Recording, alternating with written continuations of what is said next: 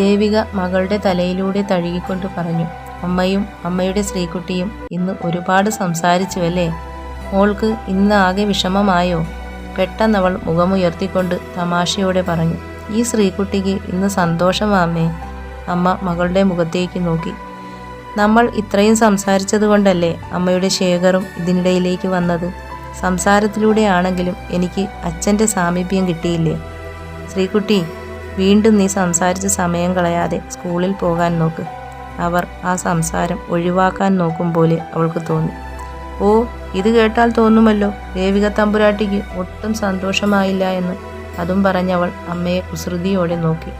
അവൾ അങ്ങനെയാണ്. പ്രായത്തിൽ കവിഞ്ഞ പക്വതയാണ് അവൾക്ക് ജീവിതപാഠം നൽകിയിരിക്കുന്നത്. അമ്മയോടവൾ കൂട്ടുകാരിയോടെന്ന പോലെയാണ് എന്നും സംസാരിക്കുന്നത്. അത് ആ അമ്മയ്ക്ക് ഒരുപാട് ഇഷ്ടവുമാണ്. മകളുടെ മുഖത്തേക്ക് നോക്കിക്കൊണ്ട് അവർ പറഞ്ഞു. ശ്രീകുട്ടി, നീ സംസാരിക്കുമ്പോൾ തമാശയ്ക്കാണെങ്കിലും ശേഖർ എന്ന് പറയരുത്. അത് നിന്റെ അച്ഛനാണ്. അമ്മയുടെ ആ ശാസന അവൾക്ക് ഒരുപാട് ഇഷ്ടമായി എന്നതുപോലെ ആ ചുണ്ടിൽ പുഞ്ചിരി വിടർന്നു. അമ്മേ, ഞാൻ ശേഖർ എന്ന് എൻ്റെ നാവുകൊണ്ട് പറയുന്നുവെങ്കിലും മനസ്സുകൊണ്ട് അച്ഛാ എന്ന് ഉറക്കെ വിളിച്ചുകൊണ്ടാണ് ഞാൻ സംസാരിക്കുന്നത്. അതെന്താ എൻ്റെ അമ്മയ്ക്ക് മനസ്സിലാവാത്തേ? മനസ്സിലാവാഞ്ഞിട്ടല്ല മോളെ, എങ്കിലും കേൾക്കുമ്പോൾ മനസ്സിന് ഒരു വിഷമം പോലെ. ഓ, ഇനി അതോർത്ത് അമ്മ വിഷമിക്കണ്ട. എൻ്റെ അമ്മയ്ക്ക് ഇഷ്ടമില്ലെങ്കിൽ ഞാൻ ഇനി പറയില്ല അമ്മേ. അതും പറഞ്ഞുകൊണ്ട് അവൾ താഴേക്കിരുന്ന് ഇഡലിപ്പാത്രം അരികിലേക്കെടുത്തു.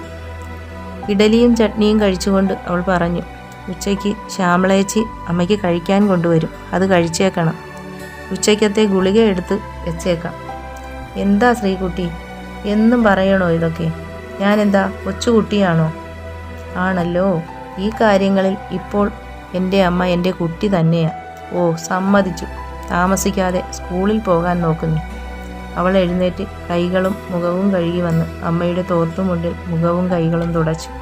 അമ്മയ്ക്ക് കവിളിൽ ഒരു ഉമ്മയും കൊടുത്തുകൊണ്ട് ബാഗെടുത്ത് തോളിലിട്ടു. ശ്രീകുട്ടി, ഉച്ചയ്ക്ക് ഭക്ഷണം കഴിക്കാനുള്ള പാത്രം എടുത്തോ? എടുത്തിട്ടുണ്ടമ്മേ. ഇന്നിനി ഞാൻ ചിലപ്പോഴേ കഴിക്കൂ. ഇഡലിയും ചട്നിയും നന്നായി കഴിച്ചതുകൊണ്ട് വിശപ്പുണ്ടാകാൻ വഴിയില്ല. അല്പമെങ്കിലും കഴിക്കണം മോളെ, കഴിക്കാതിരിക്കരുതോ. ഇന്നിപ്പോൾ ഭക്ഷണത്തിനൊന്നും ഒരു ബുദ്ധിമുട്ടുമില്ലല്ലോ. സ്കൂളിൽ ഉച്ചഭക്ഷണമുള്ളത് നിന്നെപ്പോലെയുള്ള എത്രയോ മക്കൾക്ക് ആശ്വാസമാണ്. കിട്ടുന്നതിനെ ഒന്നും തട്ടരുത്. എപ്പോഴും സർവേശ്വരനോട് നന്ദി പറയുക. ആ, കഴിക്കാം അമ്മേ, ഞാൻ പോയിട്ട് വരാം. അതും പറഞ്ഞവൾ പുറത്തേക്കിറങ്ങി. മുറ്റത്തെ ചെടികളിലേക്ക് നോക്കിക്കൊണ്ട് പറഞ്ഞു. വൈകിട്ട് വന്നിട്ട് നിങ്ങളെ നോക്കാം കേട്ടോ. ഇന്നേ എനിക്കല്പം തിരക്കായിപ്പോയി. അതും പറഞ്ഞവൾ അയൽവക്കത്തെ വീട്ടിലേക്ക് നോക്കി വിളിച്ചു പറഞ്ഞു. ശ്യാമളേച്ചി, ഞാൻ പോകുക. അമ്മയെ ശ്രദ്ധിക്കണേ. ആ, നീ ഇതുവരെ പോയില്ലേ? അതും ചോദിച്ചുകൊണ്ട് അവർ പുറത്തേക്ക് വന്നു. ഇല്ല ചേച്ചി, അതെ, ഞങ്ങൾക്കിടയിലേക്ക് ഇന്ന് അച്ഛൻ വന്നു. അതാ താമസിച്ചേ. അച്ഛൻ വന്നെന്നോ? ഏതച്ഛൻ? എൻ്റെ അച്ഛൻ, അല്ലാതെ വേറെ ഏതച്ഛൻ? നീ നേരാണോ പറയുന്നേ? ആ, എനിക്ക് സമയമില്ല ചേച്ചി. ചേച്ചി അമ്മയോട് ചോദിച്ചാൽ മതി, എല്ലാം പറയും.